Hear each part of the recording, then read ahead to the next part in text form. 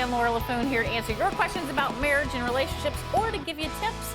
And for the next couple weeks, we are actually going to be looking at cliches, those phrases we've all heard all of our lives, but we're kind of twisting them and seeing how they can apply to marriage. There you go. Here's a very familiar, excuse me, it's first day with my new lips. Here's a really familiar It's phrase. a hard word to say. Familiar. Yes. Say it a few times. Early to bed, early to rise makes a man healthy, wealthy, and wise.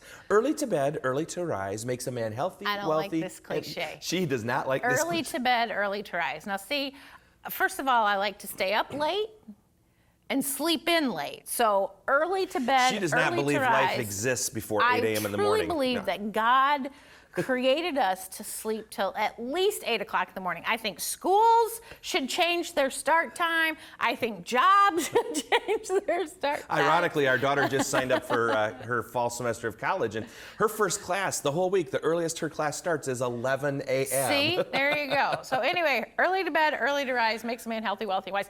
When it comes to marriage, it does accomplish a few things when you can be on the same schedule. Here's our point. You need to work on going to bed at the same time. Okay. Now I know that sounds silly because some are night owls, some are early birds, but you have to work on a schedule together. There's a number of reasons why this is important. And the first is that it puts you and your spouse on the same schedule so that you're sleeping at the same time. Because really, when I sleep in a lot longer than Jay does, when I get up, he's already done his reading, had his coffee, been through his email, and he's ready to go exercise. And I'm like, I'm not going to be ready to exercise for at least 2 hours. Well, then that puts us behind in the day. So really, for us being on that same schedule. Now, we also understand that there are jobs where the husband works late or she works the night shift, and it's hard to do that. But trying to get on the same schedule other than maybe your jobs and figuring out how that works. When can we have dinners together? Maybe it's lunches or breakfasts instead of dinners. You know, maybe everything is flip-flop, but really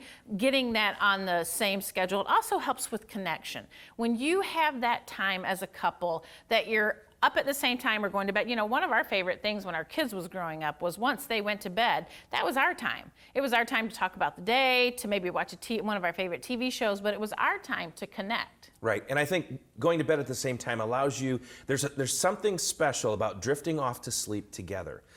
One of the things we do often is hold hands as we fall asleep and drift off to sleep together. Until I hit menopause, now it's just too hot. Yeah, just don't touch me. Get away from me.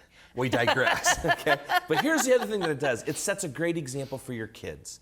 Your kids know that mommy and daddy go to bed at the same time and the mommy and daddy get up at the same time. And that's a great example for them Well, to and it see. also is a great example when mom and dad are both up in the mornings to get everybody around for school and lunches and stuff like that. So it is a great connection. Hey, early to bed, early to rise makes a man, oh, it says a man, not a woman. Yes. Early to bed, early to rise makes a man healthy, wealthy, and wise. Hey, we are Jay and Laura TV. Thanks for tuning in this week. We'll see you then.